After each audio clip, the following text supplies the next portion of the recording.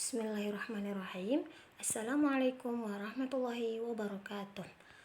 Baiklah anak-anak, alhamdulillah hari ini kita masih diberi kesempatan, yaitu kesempatan untuk kembali belajar dan nikmat kesehatan dan nikmat Islam yang diberikan oleh Allah Subhanahu wa taala. Baiklah, gimana keadaan kalian semua? Semoga keadaan kalian semua baik-baik saja dan semuanya sehat selalu. Baiklah, pembelajaran kita hari ini yaitu tentang mubtada dan khobar. Nah, sebelum kita masuk pembelajaran mubtada dan khobar, mungkin kita akan mereview kembali pembelajaran kita sebelumnya, yaitu tentang maharo istima. Nah, maharo istima itu apa? Keterampilan mendengar. Nah, sebelumnya kita telah sama-sama menghafal beberapa mufrodat tentang pembelajaran kita pada bab 3, yaitu tentang fi'al maksof, yaitu di kantin. Nah, ada beberapa kosakata yang sudah kita hafal, diantaranya minuman, makanan, dan buah-buahan yang dijual di kantin. Salah satunya minuman, yaitu kohwatun, itu kopi, sayun, itu teh, ma'un baridun, air dingin, dan ice cream, yaitu es krim. Nah, adapun makanan yaitu ruzun, nasi, khubzun, roti, makaroni makliyah, yaitu makaroni goreng, dan buah-buahan diantaranya yaitu mauzun, pisang, tufahun, apel, burtukolun, jeruk. Nah, mungkin itu saja review pembelajaran kita sebelumnya. Selanjutnya kita akan masuk pada pembelajaran kita hari ini, yaitu tentang mubtada dan khobar. Ada yang tahu nggak apa itu mubtada dan khobar?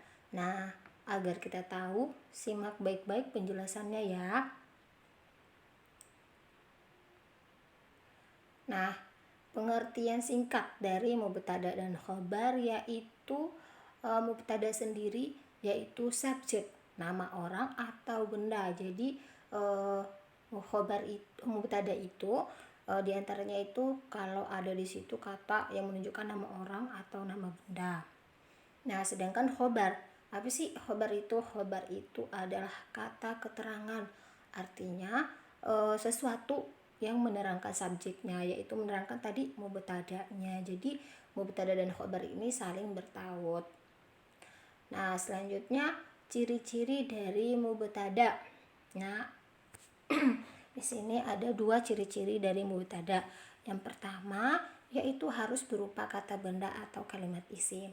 Nah, di samping kanan Ibu sudah menuliskan isim itu adalah setiap kata yang menunjukkan kepada manusia, hewan, tumbuhan, benda mati, tempat, dan sifat.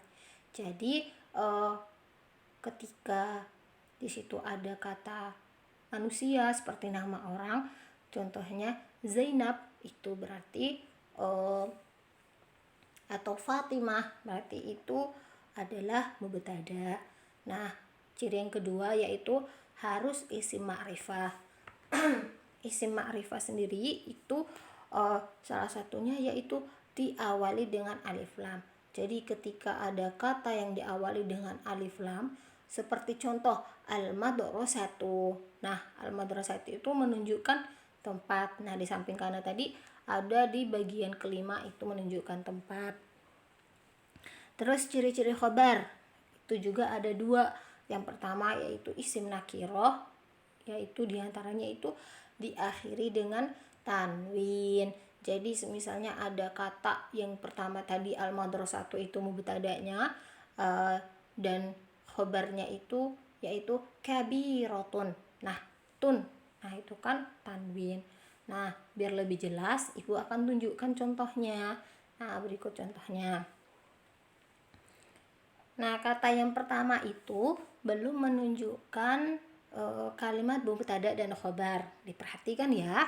Madrasati kabirotun, sekolahku besar. Tadi ciri-cirinya sudah dijelaskan. Pertama, harus isim ma'rifah diawali dengan alif lam. Nah, madrasati di sini itu belum ada alif lamnya, berarti tidak termasuk mubtada. Kabiratun. Nah, di sini di akhirnya itu tun. Udah benar nih khobar, tapi khobar dan mubtada itu saling bertaut. Jadi walaupun kata akhirnya itu diakhiri dengan tanwin, itu tidak termasuk kalimat mubtada dan khobar. Jadi ketika tidak ada mubtada, maka itu kata tidak bisa dibilang khobar. Selanjutnya, nah di sini nih ada dua contoh yang menunjukkan kalimat mubtada dan khobar. Nah, sini al-madrasatu. Jadi ciri yang keduanya itu tadi yaitu adalah diawali dengan alif lam, dan ciri pertamanya itu isim. Nah, al-madrasatu artinya sekolah. Kabiratun udah benar diakhiri dengan tanwin. Jadi kalau udah menjadi kalimat mubtada dan khabar, yaitu bisa diartikan sekolah itu besar. Nah, contoh kedua, waro al madrasati maksofun. Di belakang sekolah ada kantin. Nah, kalau ini bisa dibilang waro al madrasati itu adalah khobar muqaddam. Jadi khobarnya itu berada di awal kalimat. Nah, sedangkan maksofun yaitu adalah mubtadanya. Kenapa kok mubtadanya bisa di akhir? Nah, ini bisa dikatakan mubtada muakhor. Jadi ditempati di akhir kalimat. Nah, apa sih yang menyebabkan adanya khobar muqaddam dan mubtada muakhor ini? Itu ada dikarenakan dengan jar majrur dan dzaraf makan. Nah, contohnya itu adalah kata waro'a gitu. Waro'a itu di belakang. Nah, ini menunjukkan kalau waro'a ini menjelaskan letak kantin itu di mana. Nah, letak kantin itu adalah di belakang sekolah. Mungkin sekian pembelajaran kita hari ini. Jika ada yang tidak dimengerti, silakan ditanyakan.